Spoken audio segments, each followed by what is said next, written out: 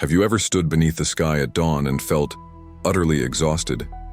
Not from a lack of sleep, but from a war inside your mind. You open your eyes and the weight is already there. Not physical, not visible, but heavy, like a storm beneath your skin. And no one sees it. You smile, you nod, you carry on. But beneath that calm exterior, something aches. You've been fighting battles no one knows about. Fighting to stay composed when your mind is spinning. Fighting to be okay, and when everything inside says you're not, that's emotional fatigue. And it doesn't come from weakness, it comes from being too strong for too long, from holding everything in, from carrying the expectations of the world while abandoning your own peace. But what if emotional strength isn't what we think it is? Not about being tough, not about pretending you're unbreakable, not about suppressing everything until you explode.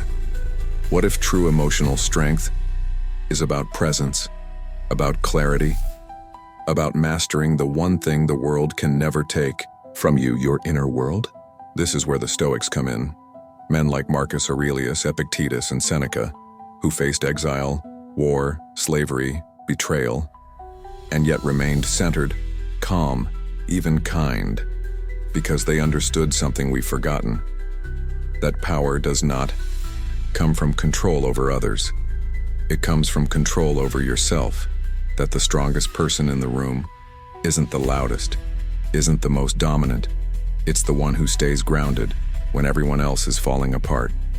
And that's what this journey is about. Not a list of tips, not a motivational high, but a recalibration of your soul. Over the next 12 chapters, we're going to explore 10 timeless habits, not invented but rediscovered, to help you build true emotional strength. Not temporary, not performative, but permanent. Quiet, undeniable. This isn't just about coping. This is about becoming. The kind of person who doesn't break when the pressure comes, who doesn't chase peace because they are peace, who doesn't react, but responds with intention and grace. Are you ready for that? Then let's begin, right where the Stoics always did. Habit 1. Control what's yours. Release what isn't.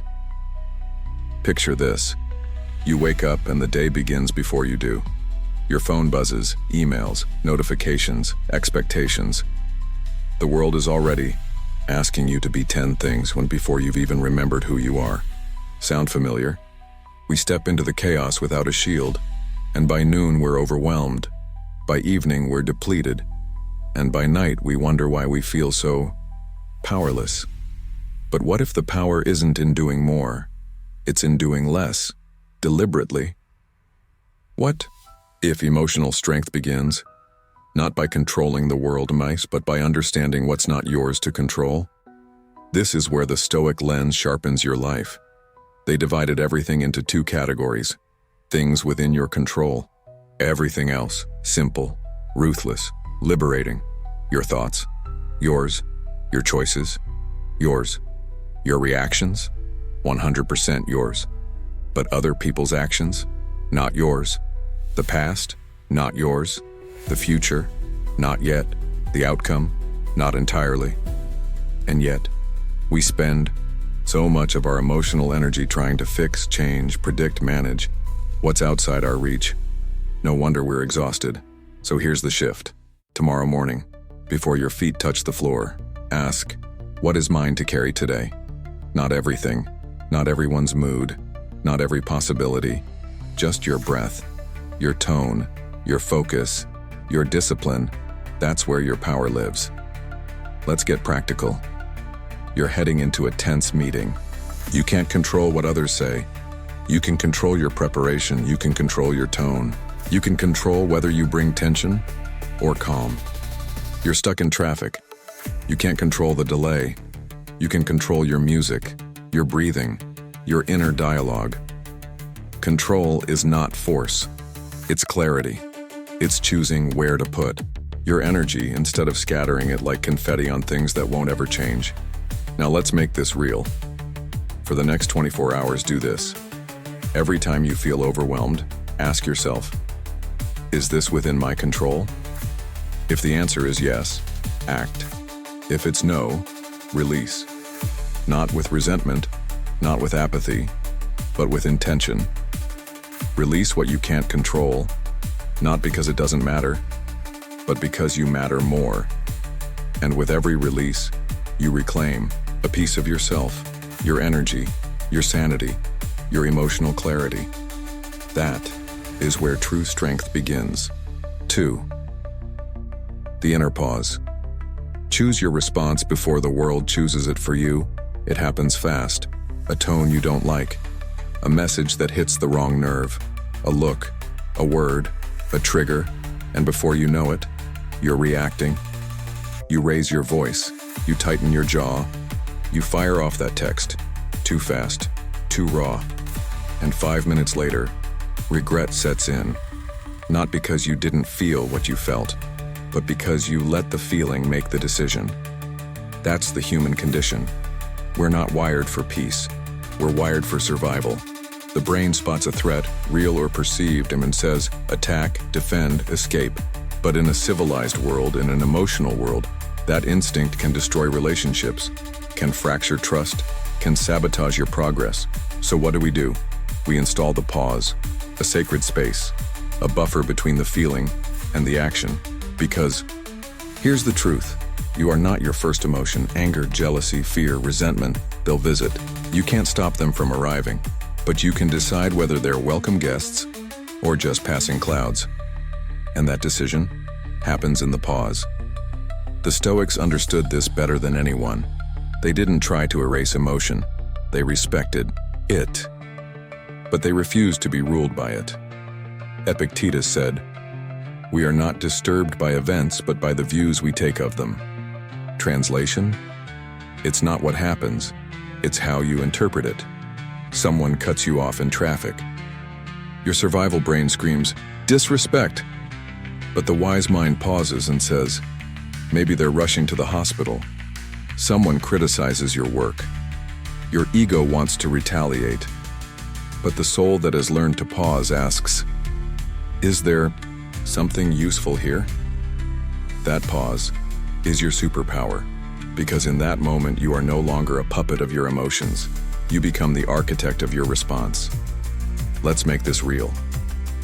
Imagine this. You walk into a room. Someone ignores you. Your old self, reactive, insecure, starts spiraling. They're mad at me. I must have done something wrong. But your new self, the one practicing the pause, steps back and breathes. Pause. Maybe they're distracted. Maybe it's not about me. Maybe I should ask, not assume. Should ask, not. That single pause can save you from hours, even days, of unnecessary tension. Now apply this everywhere. Before you answer that email, before you reply to that comment, before you let anger decide your tone. Breathe. Count to 5. Step away, if you need to, and ask, is this who I want to be right now? Because reacting is easy, it's automatic, it's survival. But choosing your response, that's discipline, that's mastery, that's strength. The pause is not silence, it's strategy. It's the difference between escalation and resolution, between damage and understanding, between regret and wisdom. It's what allows you to be fierce without being reckless, to be soft without being submissive, to be present without being provoked. And over time, the pause becomes second nature. It's not something you force. It's something you become, like the ocean, still at the surface, deep underneath, untouched by every wave. Practice for the next 3 days. Make it a mission. Every time your body tightens, your breath shortens, your mind rushes, pause. One breath, one question, one beat of stillness. And from that pause, choose who you want to be. Not the angry version, not the anxious version, the grounded version, the one who responds, not to prove a point, but to protect their peace. Because that person, they're not reacting out of habit, they're responding out of strength. And that's how you begin to reshape your emotional life. not through force, but through pause, through presence, through patience, through power that whispers instead of screams. 3. Be honest with yourself. Face the truth without fear. There's a mirror we all avoid, not the one hanging on your wall, not the one that shows your skin, but the one that shows your soul. It's quiet, it's patient, and it's always waiting. And deep down, you know it's there. It reflects not your image, but your integrity. It shows you what you deny, what you pretend, what you bury beneath the noise. And the question is, will you look? Because the truth, your truth, doesn't go away. It doesn't forget.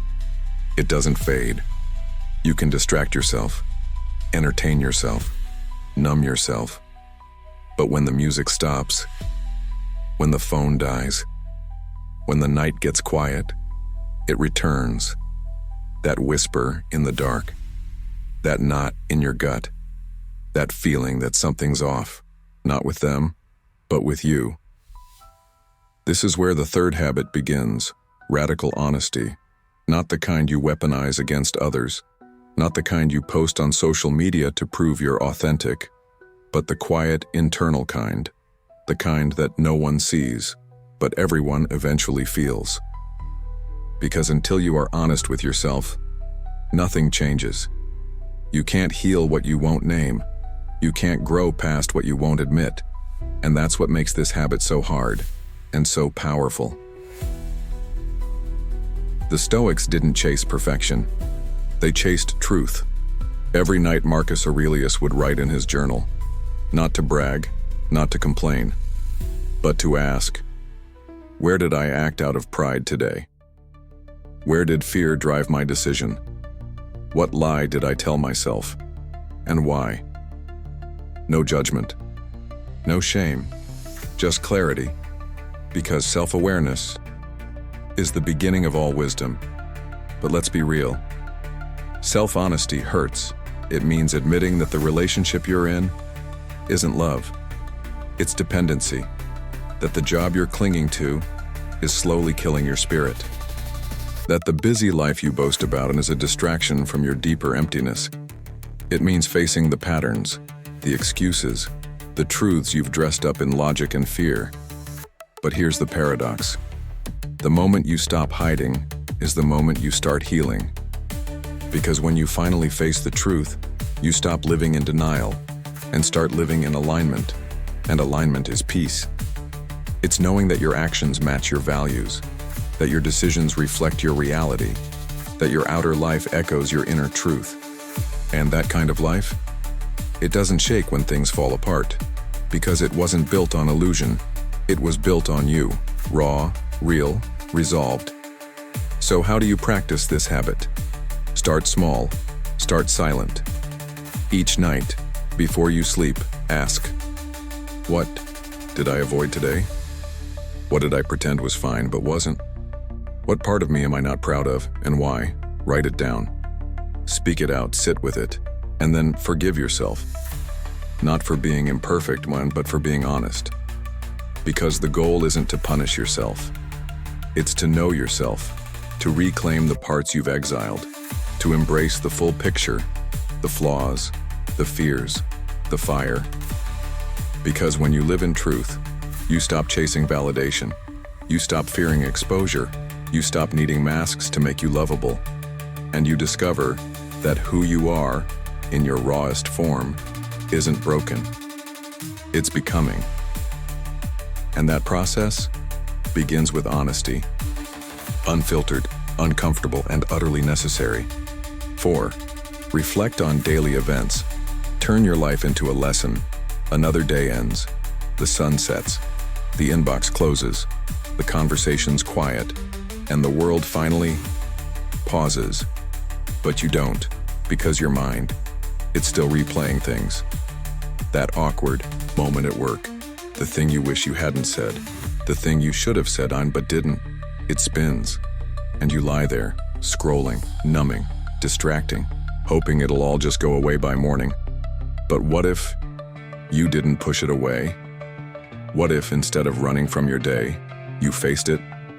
not to judge, not to overanalyze, but to learn, because every day of your life is a lesson.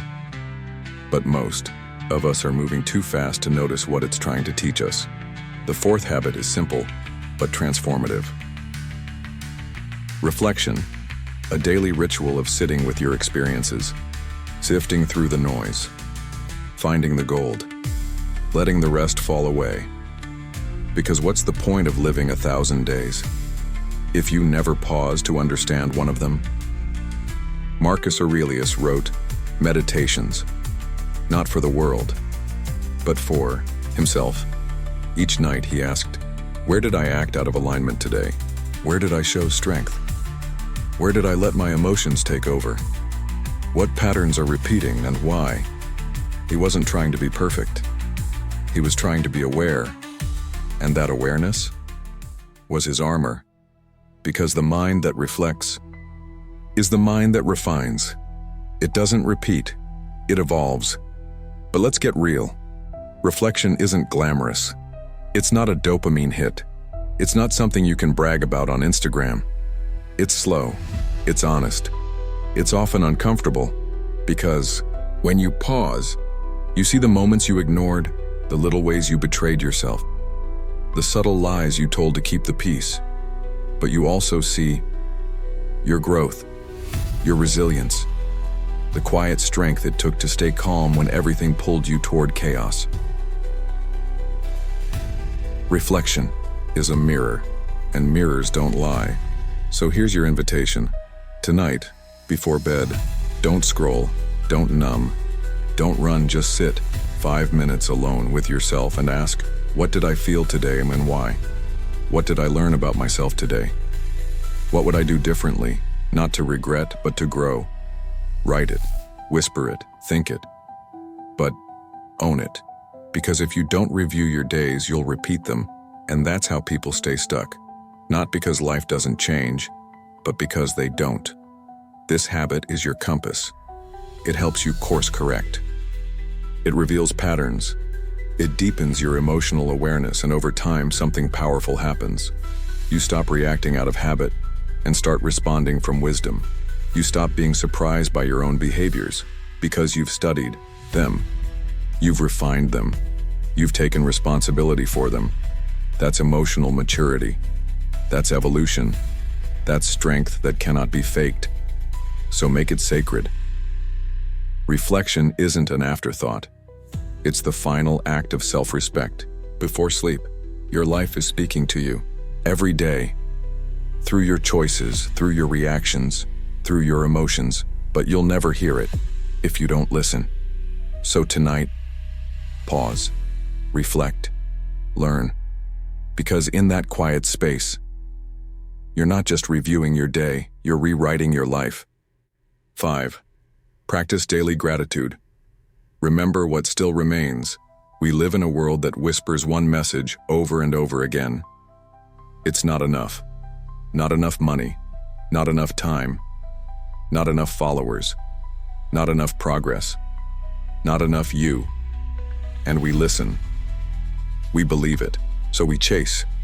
We chase numbers, trophies, approval, distractions. We chase so hard, we forget to see what's already here, to see what hasn't left, to see what still remains, even after all that life has taken. And that's where this habit begins, with a shift, not in circumstances, but in perspective. Gratitude is not a luxury, it's a survival skill. It's what keeps your soul intact when life tries to fracture it. It's what anchors your heart when the world pulls you in every direction. Seneca once said, "No man is more unhappy than he who never reflects on what is good in his life." Because here's the truth. You can have everything and still feel empty, or you can have little and feel rich beyond measure. It depends entirely on what you choose to focus on. But let's clarify something. Gratitude is not about pretending, not about putting a smile over sadness, not about saying, "It's fine," when it's not. Real gratitude lives alongside your pain but not in denial of it. It says, yes, things are hard right now, Yes, I've lost things I cared about, but look, I still have breath, I still have choice, I still have something. And that something is the seed of peace. So what does daily gratitude look like? It's not a dramatic ceremony. It's not forced optimism. It's simple, subtle, sacred. It's waking up, and before reaching for your phone, reaching for your mind, and asking, what am I thankful for right now? Not what might happen, not what's next, but what's already here. Maybe it's the fact that you woke up at all. Maybe it's a roof, a friend, a second chance, a lesson you didn't want but needed. Gratitude doesn't ask for grand gestures, just presence, because when you're present, you start noticing the little things again.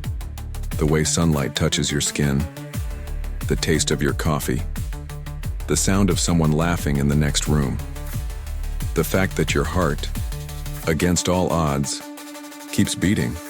These things, they matter, but only if you let them.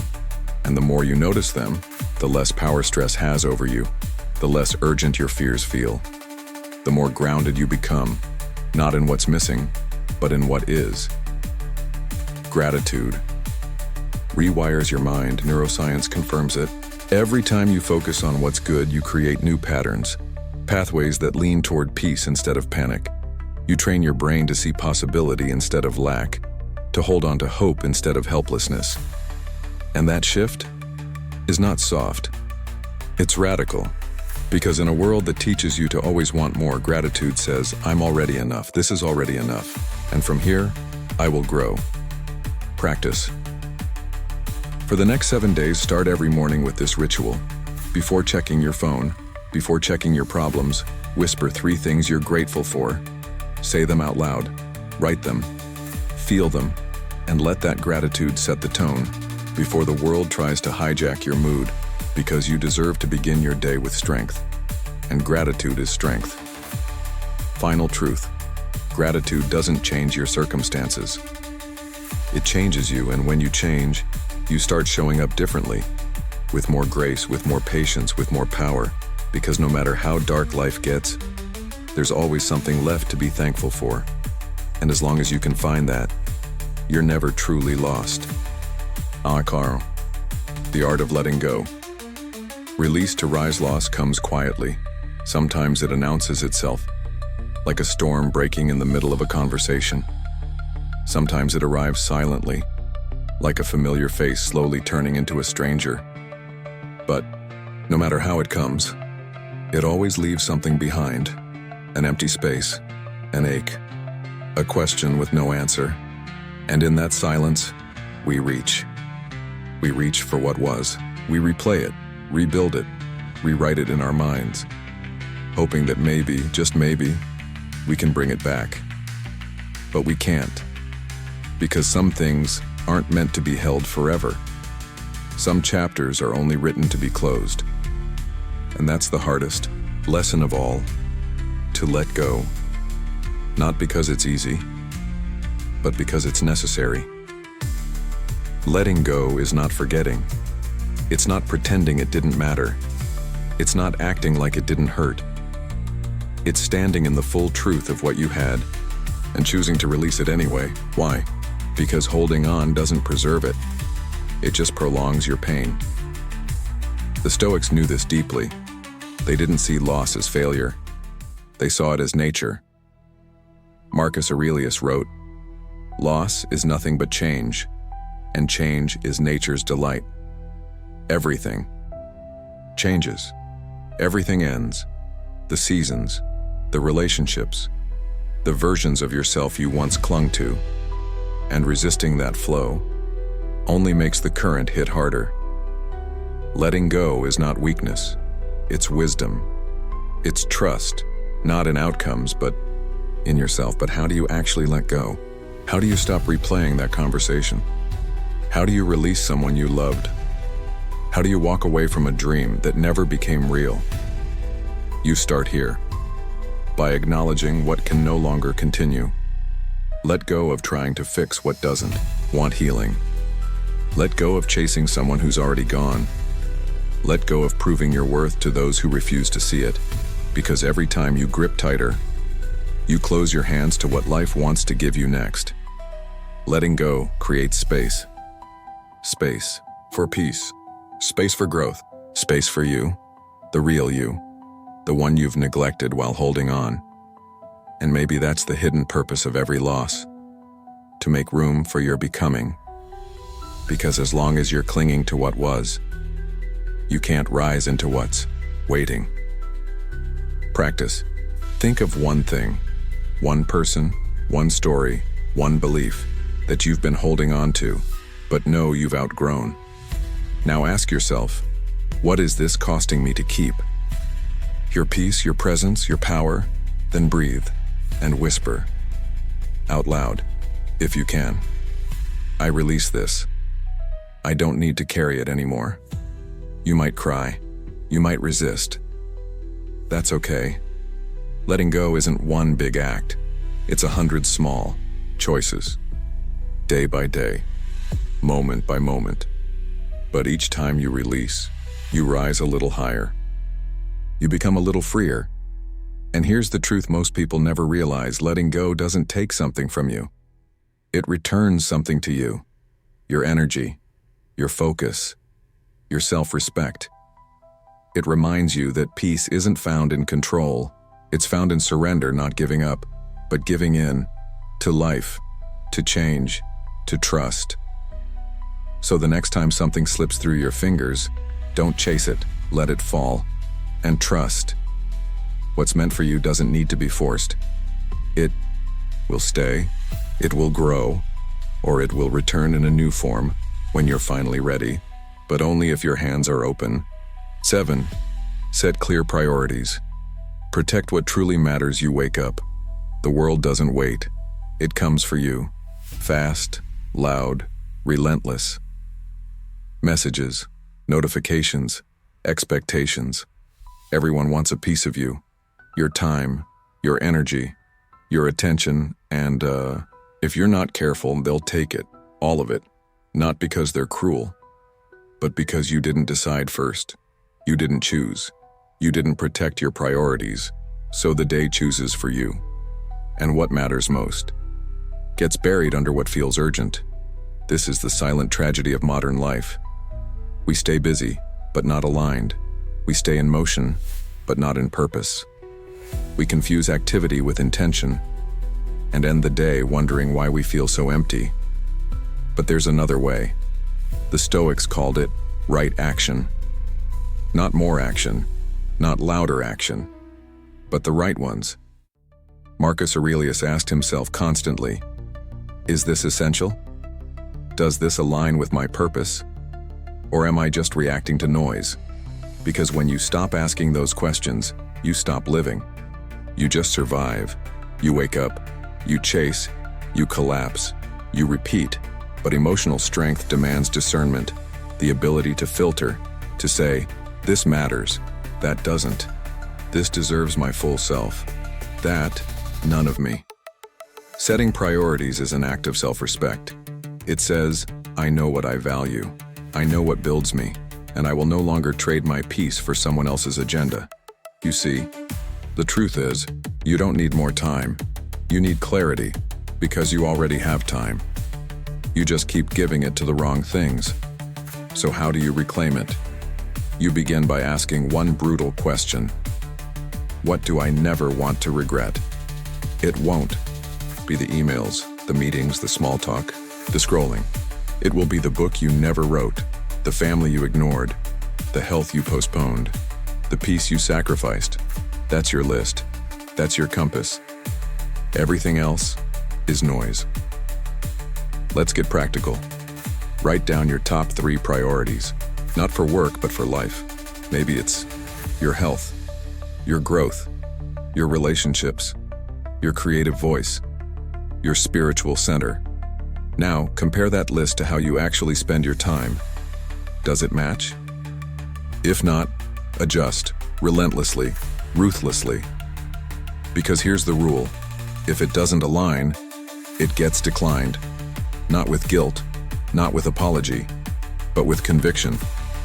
Because when you say yes to everything, you say no to yourself. And what happens when you finally live by your priorities? Your schedule simplifies, your energy returns, your peace deepens, your progress becomes real, not just busy. You stop chasing 100 shallow wins, and you start building a few deep, meaningful victories. You become focused, fierce, clear, not scattered, not drained, not reactive, because you're no longer letting the world dictate your direction. You've chosen, and that choice is your power. Remember this. Busyness is not a badge of honor. It's often a symptom of lost clarity. The people who are most emotionally strong, they don't do more, they do less, with more intention. And that's the invitation. Choose what matters. Schedule it, honor it, protect it like your life depends on it. Because in many ways, it does. Because when your values and your actions finally align, you won't need to seek validation. You'll wake up each day knowing, I am where I'm supposed to be, doing what matters, becoming who I was meant to become. And that is the beginning of everything. 8. Mental detachment. Feel everything, carry nothing.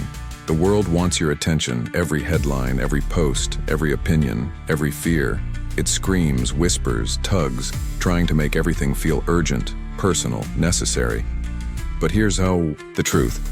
Not everything deserves your emotional investment. Not every problem needs your reaction. Not every voice deserves space in your mind.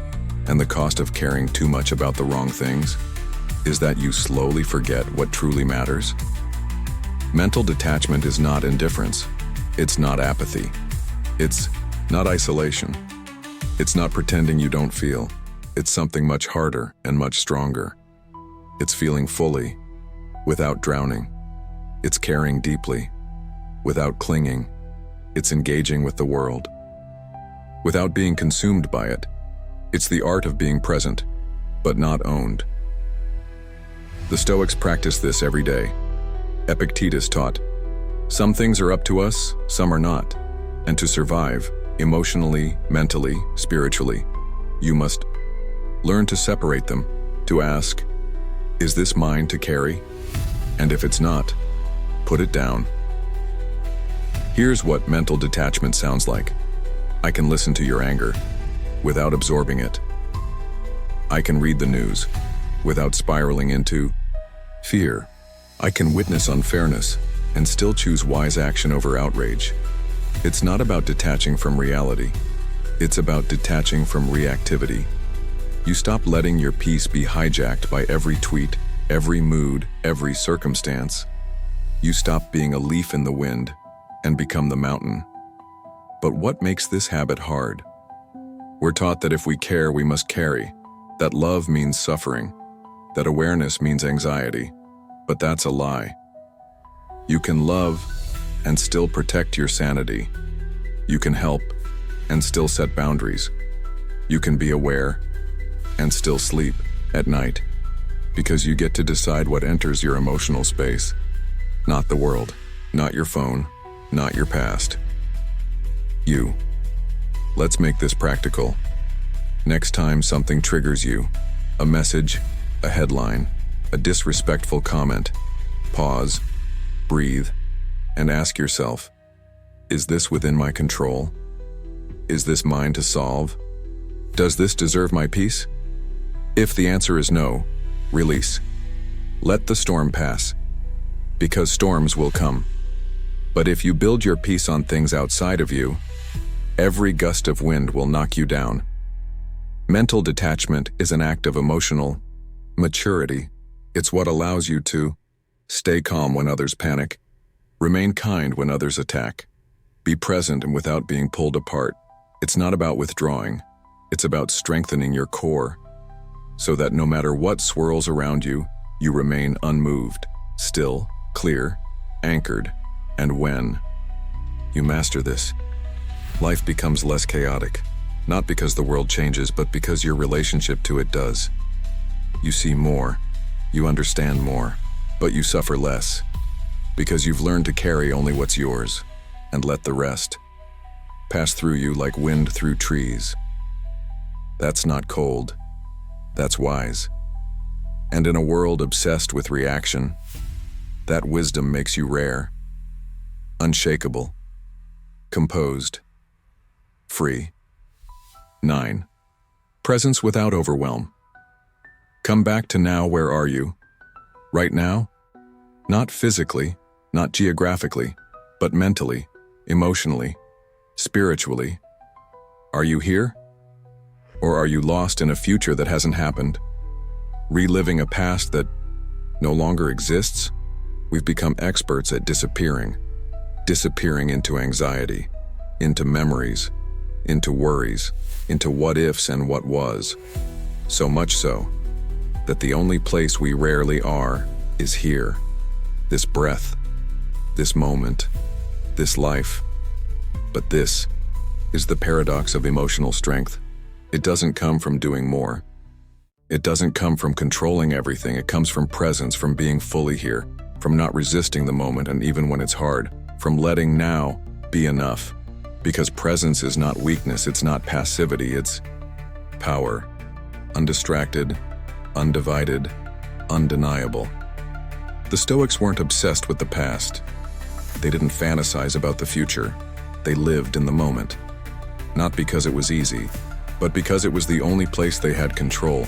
Marcus Aurelius wrote, "Confine yourself to the present." Why? Because everything else is noise. The past can't be changed. The future can't be predicted. But the present, that's where your choices are. That's where your peace is. But here's the challenge. The world rewards distraction. It feeds you endless content. It glorifies multitasking. It convinces you that doing 5 things at once means you're productive. But in reality, you're fragmented, split, disconnected from yourself, from others, from life. And the cost is presence. And without presence, there is no true emotional power. Because how can you change something if you're not even in it? So how do you reclaim the now? Start with your senses, not your thoughts, not your phone, but what you can feel right now, in this room. What do you hear? What do you see? What do you feel in your body? This brings you back to breath, back to grounding, back to the only place your peace has ever lived. Because peace isn't out there, it's not in the future. It's not after the next goal, it's here, if you choose to notice it. Presence also protects you from overwhelm. When you try to live 5 days at once, you will drown.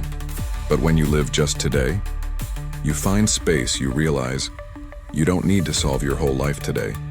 You just need to show up fully to this hour, this moment, this task, this breath. That's enough. Practice. Several times a day, ask yourself, where am I mentally? Am I here or am I somewhere else? And if you're somewhere else, gently come back. Come back to the sound of your breath, the weight of your feet on the ground, the feel of your voice when you speak with presence, not hurry. It won't be easy at first. Your mind will fight. It will want to drift, but with practice, presence becomes your home again. And in that home, there is clarity, there is calm, there is control. Final truth. Presence is not a place you go. It's a way of being. It says, I don't need to escape this moment. I need to meet it with attention, with acceptance, with all of me. Because when you bring all of you into this moment, you stop being overwhelmed by life and start living it, one breath, one thought, one fully felt experience, and at a time. 10. Set a daily purpose. Wake up with a why. Every morning you wake up, your eyes open, your breath returns. Time is handed to you, again. But what do you do with it? Do you reach for your phone, check the noise, step into the rush before remembering who you are? So many of us don't start the day. We stumble into it, reactively, passively, unintentionally. And by the time the day ends, we wonder why we feel drained, directionless, disconnected. The answer is simple, but powerful. We didn't begin the day with purpose. Purpose is not about pressure. It's not about having everything figured out. It's not about grand visions or 5-year plans. Purpose is presence with direction. It's the decision to ask every morning, what is my why today? Not in theory, not in philosophy, but in practice. What is the one intention, value, or principle you will carry with you into the next 24 hours? The Stoics lived this daily. Marcus Aurelius didn't leave his mindset to chance. He wrote his thoughts. He clarified his values. He reminded himself why he was alive, what kind of man he wanted to be, what distractions he would ignore, what virtues he would uphold. Not once a year, not once a month, every day, because every day is a chance to begin again. And if you don't define your day, the world will. Purpose gives your day shape. Without it, you're pulled in 100 directions. With it, you become anchored. Suddenly, the little stresses don't shake you, because you know where you're going. Suddenly, you stop chasing every fire to put out, because you're focused on the flame you're meant to carry. So how do you choose a daily purpose? It starts with simplicity. You don't need a long list. You don't need a plan for every hour. You need one sentence, one intention. Maybe today is for courage. Maybe it's for compassion. Maybe it's for restraint, for choosing silence over reaction. Maybe it's for rebuilding your energy, for staying grounded, for loving someone better, for listening more, for simply being with peace. Whatever it is, let it be true, not impressive, not performative, true. And here's how it works. You write it down, or say it aloud, or hold it in your heart like a compass. And throughout the day, you return to it. When life pulls you away, when distractions tempt you, when conflict rises, you come back to your why, and that return is where your strength lives. Not in never drifting, but in always returning. Daily purpose transforms how you show up. Suddenly, your decisions aren't random. They're aligned. Your tone isn't reactive. It's intentional. Your presence isn't scattered. It's meaningful. Because you're not just existing, you're living on purpose. And when you live like that, even for one day, you start to taste a new kind of power. Quiet, focused, fierce. The kind that doesn't need to be loud, because it's directed. Practice each morning before the noise finds you. Pause, breathe, and ask, what matters most to me today? What value do I want to live by? What kind of person do I want to be? Not in theory, but in action. Write it. Live it. Let it lead. Because here's the truth. You don't need to control the whole day. You don't need to predict every moment. You just need to begin with intention. Because purpose isn't about controlling the outcome. It's about owning your role in it. And that ownership, that's emotional strength at its purest. To wake up each day, not waiting for meaning, but bringing it with you. Integration, from habits to identity. So here we are. 10 habits, 10 anchors, 10 pathways carved through the chaos of emotion and expectation. Each one simple, each one challenging, each one a small act of rebellion against the noise, the pressure, the unconscious momentum of modern life. But now comes the real question. What do you do with them? Because it's easy to listen, it's easy to nod, it's easy to feel inspired for a few minutes. But change? Change doesn't come from knowing. It comes from living, from integrating, from repetition, from choosing, again and again, to become the kind of person who doesn't just understand emotional strength, but embodies it. So let's revisit what we've built, habit by habit, brick by brick, from the inside out. We began with control, learning to separate what is ours from what is not, to stop wasting energy on the uncontrollable, and instead master our response. Then came the pause, the sacred stillness between emotion and action, the gap where wisdom lives, then honesty, the mirror we often avoid. The courage to say, "This is who I am right now, and I am still becoming." Followed by reflection, the nightly ritual of awareness. Not to criticize, but to refine. To see ourselves with clearer eyes and act with sharper purpose. Then gratitude, the quiet power of seeing what remains, even when the world takes something away. After that, letting go, releasing the weight that's no longer ours to carry, trusting that space creates room for something better. Then priorities, choosing what truly matters and giving it our best energy, not our leftovers.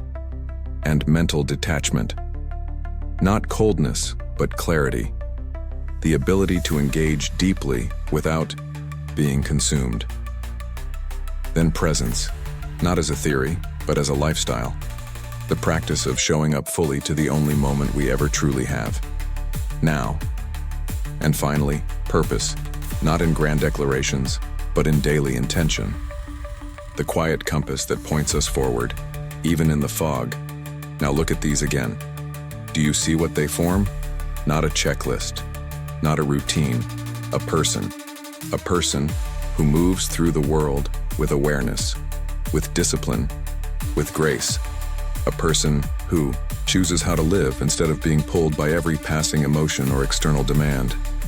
This is emotional strength, not the loud kind, the anchored kind, not reactive, responsive, not rigid, resilient.